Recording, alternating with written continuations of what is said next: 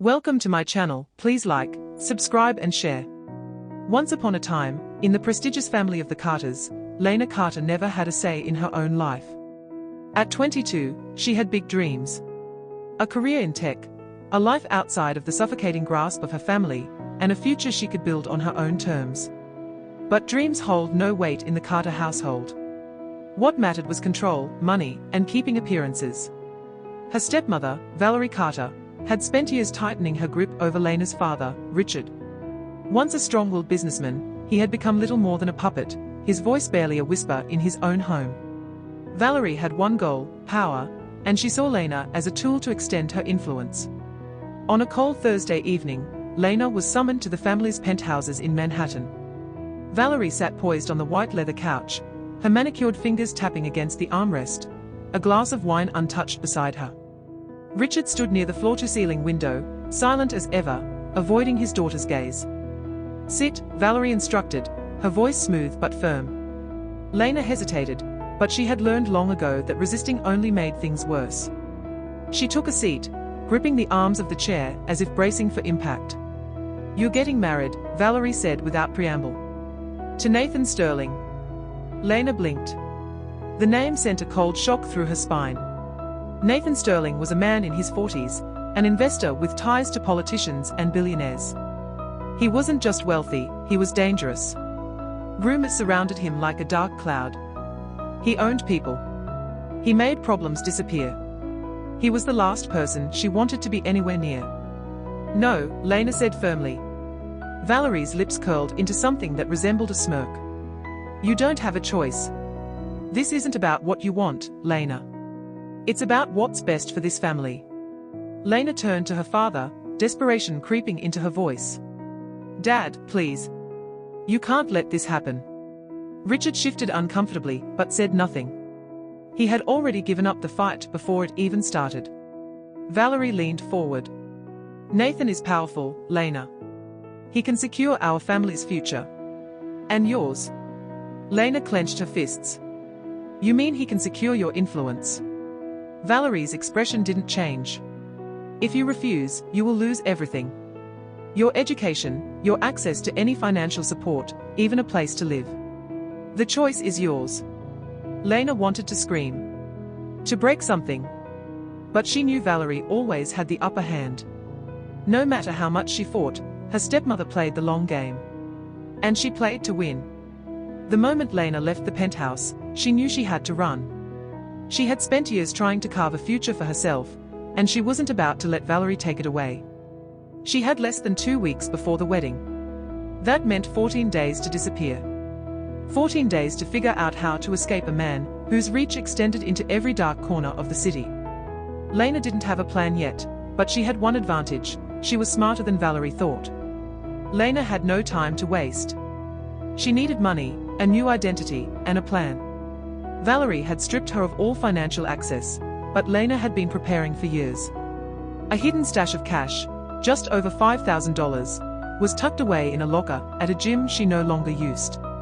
Not enough for a long-term escape, but enough to get started. She moved carefully, aware that Valerie likely had eyes on her. Instead of heading straight to the gym, she took 3 different subway lines, switched to a bus, and walked the last few blocks on foot. She retrieved the cash, stuffing it into a small backpack, before heading to a payphone. "Jace, I need a favor." Her only friend outside her controlled life, Jace had once been a hacker for hire. Now, he ran an underground network helping people disappear. If anyone could get her off the grid, it was him. "I was wondering when you'd call," Jace said. "Meet me at the old station in an hour." Lena hung up without another word and started moving. Jace was waiting in the shadows of the abandoned subway station. He looked her over, reading the situation instantly. "How bad?" "Valerie's marrying me off to Nathan Sterling. I have 2 weeks to disappear." Jace whistled low. "Sterling? You're in deep." "I know. Can you help me or not?" Jace nodded.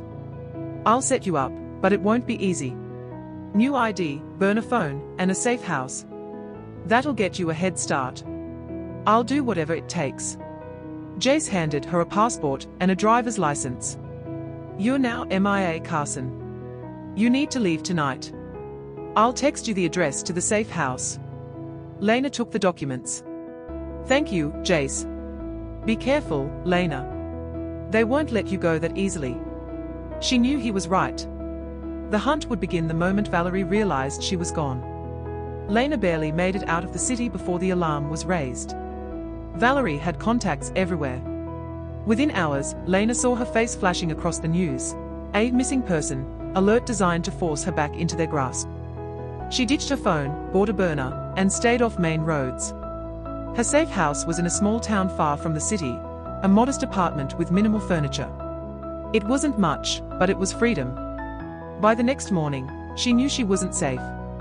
Someone had been outside the apartment. A black car parked a little too long. Footsteps lingering near her door. They had found her. Lena kept moving, sticking to side streets and avoiding cameras. The black car had been a warning. Valerie's reach extended farther than she thought. Jace's safe house was compromised, which meant she needed a new plan fast. She hopped onto a Greyhound bus heading south, paid in cash, and picked a seat near the back. A woman with a screaming toddler sat beside her, a perfect cover. Every stop made her heart pound. Every new passenger could be someone sent to retrieve her. Halfway into the trip, the bus stopped for a break. Lena stepped off, stretching, scanning the crowd. Her stomach dropped. A man in a navy suit was speaking into an earpiece, eyes sweeping the crowd methodically. He wasn't looking at her yet, but it was only a matter of time. She ducked into a convenience store, grabbed sunglasses and a hoodie, and slipped out through the back alley. She had minutes at most. Her only choice now was to disappear completely. But she couldn't do it alone.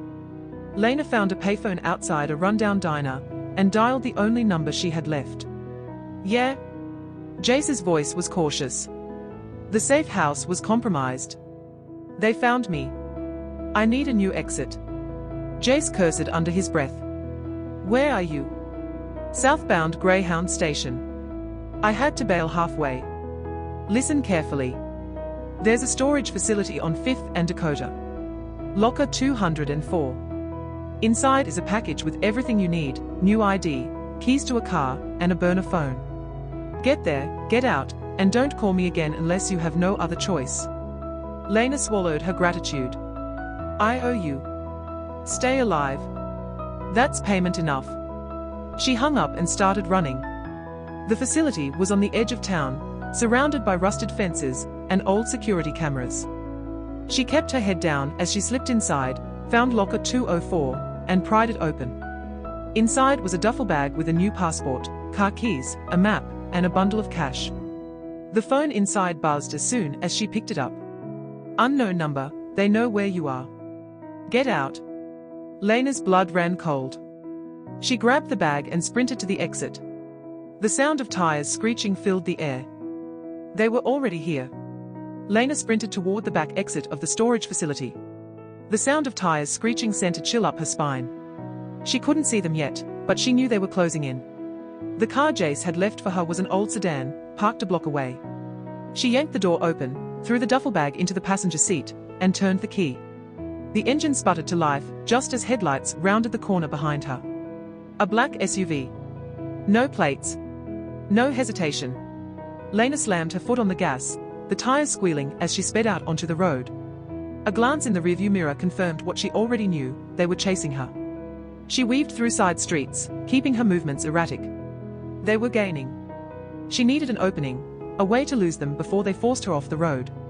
Ahead, an intersection with a red light. No time to stop. She gritted her teeth and surged forward, narrowly avoiding a collision. The SUV hesitated, giving her a few seconds of breathing room. But it wouldn't last. Lena checked the fuel gauge, half a tank. Enough to get out of town, but not far. Her best bet was to ditch the car and disappear into the crowd. She veered into a dimly lit parking garage, cut the engine, and grabbed the duffel. She needed to move fast. If they were tracking the car, she had minutes at most. Exiting through a stairwell, she emerged onto a busy street. People. Noise. Distractions. She pulled her hood up and kept walking, blending in. She needed to reach the nearest train station. She spotted a black SUV idling at the corner. Not the same one, but close enough. They weren't just chasing her anymore. They were surrounding her. Lena slipped into the subway entrance, taking the steps 2 at a time. A train was pulling in. Perfect timing. She boarded and moved to the far end of the car, pressing herself against the door. Through the window, she saw 2 men enter the platform. One of them spoke into his sleeve. They weren't guessing. They knew exactly where she was. The doors slid shut just before they reached her. The train lurched forward. She exhaled slowly, but relief was short-lived. The men weren't running. They weren't panicking. They knew where the train was going. Lena needed to be off before the next stop. Lena moved toward the opposite door as the train rattled through the tunnel. The men tracking her would be waiting at the next stop. She had no intention of stepping off there. A service ladder bolted to the side of the car caught her eye. No other choice. She gripped the metal bars, pulling herself upward as the train roared through the tunnel. The wind whipped at her clothes, but she kept climbing. Seconds before the train slowed, she reached the roof. It was risky, but better than walking straight into their trap. As the train pulled into the next station, she crouched low, gripping tightly as it came to a full stop. The men below scanned the car. She could barely breathe. The doors beeped. They stepped inside. She inched toward the opposite side of the train, waiting for the perfect moment. As the train began moving again, she jumped, landing hard on the tunnel's maintenance walkway. Pain shot up her legs, but she pushed forward, running deeper into the underground. Lena navigated the dark, damp tunnel, avoiding the tracks. The sounds of the train faded, leaving an eerie silence. She knew they'd realize she was gone soon. If they didn't already. Ahead, a maintenance exit. She pushed through the rusted metal door and emerged into an alleyway. The city loomed above, alive and indifferent. She pulled her hood lower and moved quickly, avoiding security cameras. She had to find shelter, somewhere safe where she could think. A motel was out of the question. Too easy to track. Jace had mentioned a safe house near the waterfront. She needed to get there, but first, she needed a way to move unnoticed. Her eyes landed on a parked motorcycle outside a bar. Keys still in the ignition. Time to improvise. Lena swung onto the bike and kickstart the engine. The roar of the motor filled the quiet alley. She revved it once, then sped off, weaving through traffic to avoid tailing vehicles. She didn't look back. Looking back meant wasting time. Every streetlight, every pedestrian, every sudden movement could mean another set of eyes tracking her. She forced herself to breathe, to focus on the road ahead. Her burner phone buzzed. A message from an unknown number: "You're not as invisible as you think. Keep running."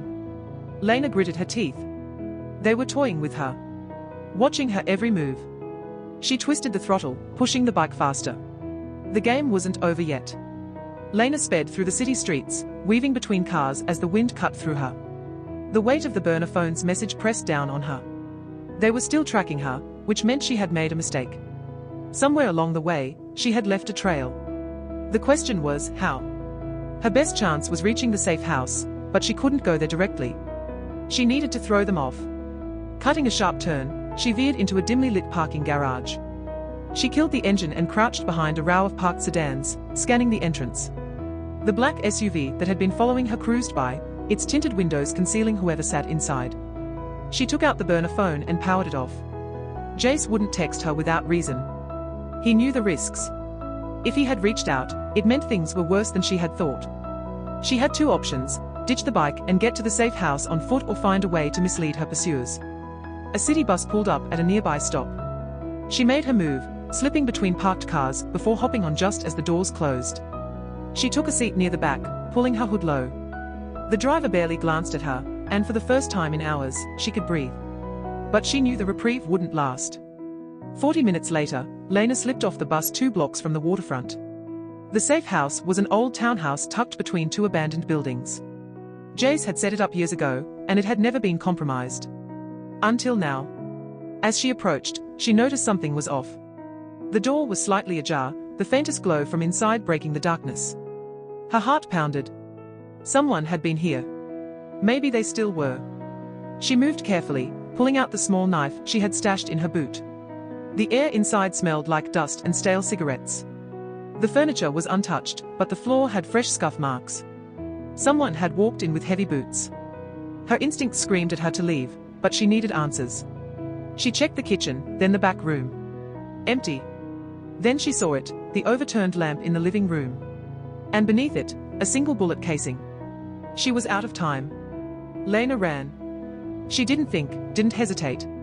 The safe house was compromised, and she had nowhere else to go. The streets blurred past her, as she ducked into a 24-hour diner, the scent of coffee and grease momentarily grounding her.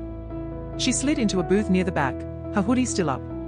The waitress barely spared her a glance, as she poured a cup of coffee and moved on. Lena pulled out the burner phone, powered it on, and immediately, it buzzed. Unknown number, you're running out of places to hide. Her stomach clenched. She was being watched. She typed quickly, what do you want? The response was almost instant, meet me at the pier. Midnight. Alone. She hesitated. A trap? Probably. But she needed answers. And right now, she didn't have much of a choice. She had 6 hours to figure out how to turn the trap on them. Midnight. The air was thick with mist, the distant hum of the city muffled by crashing waves. Lena stood at the end of the pier, hands tucked in her pockets, concealing the small blade she had kept as her only weapon. A figure emerged from the shadows. A man, tall, built like he had seen his fair share of fights. His face was partially hidden by the glow of a nearby lamppost. You're late, he said, voice calm. Lena tensed. I had to make sure I wasn't walking into an ambush. The man chuckled. Smart. But you're still here. That means you know running won't work anymore. She eyed him. Who sent you? Valerie. Sterling. His smile faded. You're asking the wrong questions. Before she could respond, another set of headlights appeared from the distance, cutting through the fog. Lena knew one thing for sure, this night was far from over. Lena didn't dare slow down. The underground tunnel she'd taken, as an escape route had narrowed, the distant sound of approaching footsteps echoing through the confined space. Whoever was after her wasn't giving up. She pressed forward, her heartbeat pounding in her ears. At the tunnel's end, she reached a ladder leading up to a service hatch. She climbed quickly, pushing against the rusted metal until it gave way. Fresh air hit her face as she emerged onto a deserted alley. The city lights flickered beyond, the streets still alive. Blending in was her best option. She pulled her hood lower and moved swiftly, keeping her head down. She needed a new plan, and fast. Her phone buzzed. A number she didn't recognize. She hesitated before answering. Lena, you need to move now, Jace's voice was urgent. They are tracking heat signatures. Get underground again. She clenched her jaw. I can't keep running, Jace. I need an actual way out. I'm working on it, but you need to trust me. You stay above ground too long, you're a target. A siren wailed in the distance.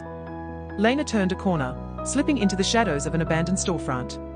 The window reflected her anxious face. Fine. Where do I go? She asked. Jace sighed. There's an old maintenance tunnel under the South District Transit Hub. Meet me there in an hour. And Lena. What? Don't trust anyone else. Lena stayed on foot, avoiding main roads. The closer she got to the transit hub, the more uneasy she felt. Something was off. She arrived at the entrance to the underground maintenance tunnels. A metal gate blocked the path, but the lock had been broken. Someone had been here before her. Jace was waiting inside, his laptop open on top of a crate. You took too long, he said. Lena crossed her arms. I had to be sure no one followed me. What now? Jace turned the screen toward her. It displayed a series of encrypted files. I got into their system. They are watching you through city surveillance. We have about 10 minutes before they find this place. Then we need to go. Not yet. I found something else, Jace said. They don't just want you gone. They want something you have. Lena frowned. What? I don't have anything. Jace shook his head. Not something physical. Information. Something they think you know. The realization sent a chill through her. She had been running for her life without understanding why. Now, she needed answers. Then we make them think I do, she said. And we use it against them. Lena kept her pace steady, weaving through the crowd at Union Station. The weight of the duffel bag pressed against her shoulder, a reminder that she couldn't afford to stop. The men chasing her weren't just hired muscle. They were professionals, and they were getting closer. She slipped into a restroom, locking the stall behind her. Quickly, she unzipped the bag and pulled out a fresh set of clothes, a dark hoodie and jeans. She changed swiftly, stuffing her old clothes into a trash bin. Her reflection in the mirror showed a different person. That was the goal. Taking a deep breath, she exited the restroom, keeping her head down. The station announcement called for boarding on track 7. That was her exit. She bought a ticket in cash and hurried to the platform. The train doors were open, but the feeling of being watched prickled at her skin. A glance over her shoulder confirmed her worst fear. One of the men was scanning the crowd, and he had just spotted her. Lena sprinted down the platform as the train's final boarding call echoed through the station. The agent at the door waved passengers inside, urging them to hurry. She could hear the heavy footsteps behind her. She leaped onto the train just as the doors started closing. A hand reached for her hoodie, but she twisted away, stumbling into the nearest seat. The doors locked. The train lurched forward. Through the window, she saw her pursuer standing on the platform, frustration evident on his face. He pulled out his phone. No doubt calling for backup. Lena forced herself to breathe. She had bought herself some time, but not much. The train ride was quiet, but Lena's mind raced. She needed a next move. The ticket in her hand read Baltimore, but that was no longer an option. They would be waiting. She scoured the map on her phone, searching for a way to disappear. A small town halfway through the route caught her eye, Brookhaven. She made her decision. At the next stop, she would vanish before they even knew where to look. Lena's fingers trembled as she keyed in the address Jace had sent. The GPS led her to an abandoned warehouse on the outskirts of town. A place forgotten by most, perfect for laying low, if it wasn't already compromised. She parked a few blocks away and approached on foot. The air was thick with tension. Every shadow felt like a threat, every distant noise a warning. As she neared the side entrance, she spotted fresh tire tracks in the dirt. Someone had been here recently. She pressed her back against the wall, scanning for movement. Nothing. Taking a slow breath, she pushed the rusted door open and slipped inside. The warehouse was dimly lit, dust swirling in the weak light seeping through broken windows. Stacked crates formed a labyrinth of hiding spots. Lena reached for her phone, ready to message Jace. A floorboard creaked. She froze. The sound came from behind a stack of crates. A heartbeat later, a shadow moved. Lena ducked just as a figure lunged. She rolled to the side, adrenaline spiking. A glint of metal, a knife. The attacker didn't hesitate, swinging again. Lena barely dodged, knocking over a crate to create space. "Who sent you?" she demanded, but the masked figure said nothing. Footsteps pounded from the entrance. More of them. She was trapped. Lena moved fast, weaving through the maze of crates as the figures closed in. She spotted an opening near the back and sprinted. A hand nearly grabbed her wrist, but she twisted away, driving her elbow into the attacker's ribs. The man stumbled, giving her just enough time to reach the emergency exit. She slammed her weight against the door, bursting into the alley. A black SUV screeched around the corner. Nathan Sterling's men. Lena bolted down the alley, her lungs burning. A gunshot rang out, hitting the brick wall inches from her head. She ducked and kept moving, taking sharp turns, losing them in the maze of backstreets. Her only chance was Jace. If he didn't have a way out, she was done. She yanked out her burner phone and dialed. "Tell me you have an exit," she gasped. Jace's voice was urgent. "Pier 17. There's a boat. You have 10 minutes. Lena didn't waste a second. The docks were deserted, save for a few flickering streetlights. Lena sprinted toward the water, scanning for the boat Jace promised. A small speedboat was idling near the end of the pier. She ran toward it, but something felt off. Too quiet. Too easy. She slowed, eyes scanning the darkness. Then, from the shadows, a figure stepped forward. Nathan Sterling himself. "You really thought you could run forever?" His voice was calm, dangerous. Lena's pulse hammered. She took a step back, but men emerged behind her, blocking every escape. Trapped. Sterling smirked. "Get in the boat, or we do this the hard way." Lena followed them grudgingly, and to her surprise, when they got to the place Valerie was waiting for them. "You have nowhere else to loon," she said. Lena felt like Storr wrangling her neck. To Lena's surprise, Valerie fired a gun at Nathan and told Lena to give it a run. Lena took to her heels, dodging Nathan's men and finding an escape. Valerie was trapped with Nathan and his men, but what Lena couldn't wrap her head around was why her wicked and cruel stepmother would save her from Nathan. To be continued. Thanks for watching. Don't forget to subscribe.